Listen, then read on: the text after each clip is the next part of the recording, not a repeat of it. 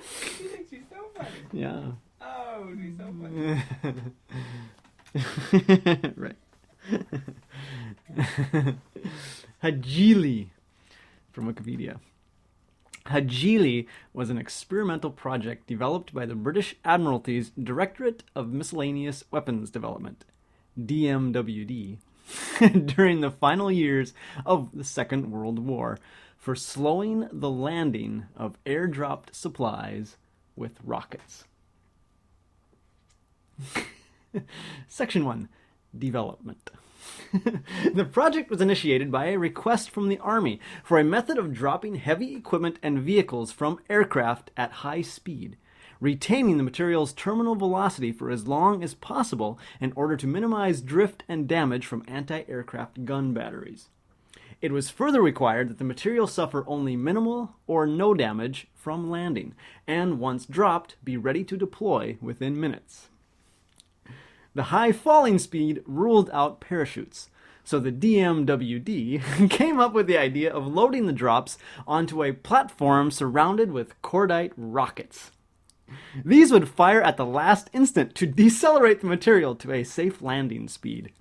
The initial test produced the project's codename, as the rocket's exhaust engulfed the apparatus in a plume of smoke and fire. An attending officer remarked, "Look at it, it's Elijah in reverse," referring to the biblical prophet's ascension to heaven in A Chariot of Fire.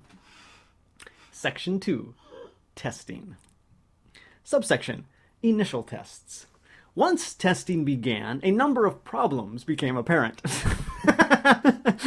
The most immediate was that of how to get the rockets to fire at exactly the right instant. Too early and the platform would pick up enough speed again to cause damage to the load. Too late and the deceleration would be ineffective. The solution settled upon was a plumb bob, which would dangle below the platform and activate the rockets when it hit the ground. However, the implementation of this idea was complicated by the fact that the weight of the plumb bob would have to be carefully calibrated, heavy enough not to be blown back into the underside of the platform by the extreme upward winds during the fall, yet still sensitive enough to react immediately on hitting fuzzy terrain such as heather or long grass. The earliest tests were made by simply dropping a concrete block from a tall crane. Surviving film was shown in the BBC documentary series The Secret War in 1978. The first two tests used insufficient rocket fuel, resulting in the concrete block embedding itself firmly into the ground. On the third and final test, the technicians filled the rockets with too much fuel, and the block launched itself several dozen feet back into the air again before plummeting to the ground.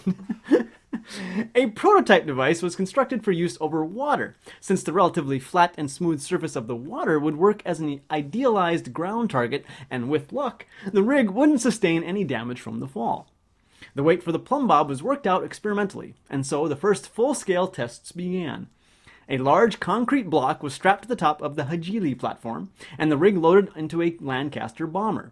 After a number of attempts to drop the device ended with hits too far from shore to capture on film, the bomber's crew were instructed to aim as close to the testing facility as possible from a height of 2,000 feet. General Pauly, a member of the DMWD at the time, recalls, quote, "As Hajili came screaming through the air, the watchers on the pier gazed open-mouthed. Then, suddenly realizing that it was going to score a direct hit, everyone started running for dear life down the long plank roadway. The concrete bomb landed squarely on the roof of DMWT's engineering shop.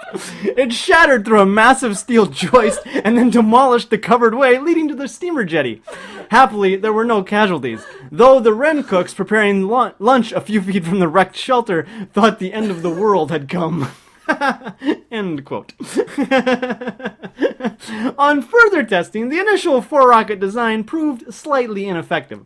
The addition of another 4 rockets spaced evenly around the platform increased the deceleration enough to bring the block to a complete stop a few feet above the water, and Hajili quietly sank beneath the surface, rather than thunderously crashing into the water as it had done while using the 4-rocket design. Subsection. Refinement.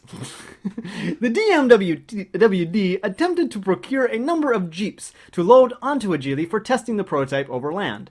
But it proved difficult to convince the Royal Navy to provide working vehicles to jettison from a plane at 2,000 feet strapped to an experimental and potentially explosive device. Eventually, 2 Jeeps were provided by the United States Navy, and trials began in earnest. The final test was a spectacular failure, as snowfall on the day dampened the rocket fuses. The rockets didn't fire, and the whole rig crashed to the ground, slowed only by a small pilot parachute, hitting the ground at around 40 feet per second, and causing extensive damage to the Jeep. Hajili underwent a further 2 weeks of tinkering before another test was performed. This time, the rockets fired successfully, and when the smoke cleared, the Jeep was relatively intact, but had ended up upside down, with the platform's rockets pointed skyward. Further testing showed Hajili to be incredibly unreliable. Rockets on some tests misfired and sent the platform into a spin, while on others the weight of the load was misjudged and the platform shot back up into the air for a distance before crashing back to ground with enough force to tear the fittings apart. One of the last times the rockets on the rig fired was on the morning of the Normandy landings. Hajili was on the ground surrounded by its crew when an electrician, unaware the device was live, began to test the wiring, and accidentally connected the firing circuit. All 8 rockets immediately fired, and the platform shot 40 feet into the air before lurching sideways and crashing back to Earth, injuring a number of the crew and blinding one for several days. Section 3. Aftermath. The testing of Hajili ran on long enough that the device was still not working reliably by the time the war drew to a close, and with no chance to put the project into action, it was shelved. The dissolution of the DMWD following the war led to the shelving becoming permanent. As with many such research projects, the details of Hajili were kept secret for many years, and very little interest was aroused once the documents describing the project became public. This sound file and all text in the article are licensed under the Creative Commons Attribution Share Alike 3.0 Unported License, available at creativecommons.org.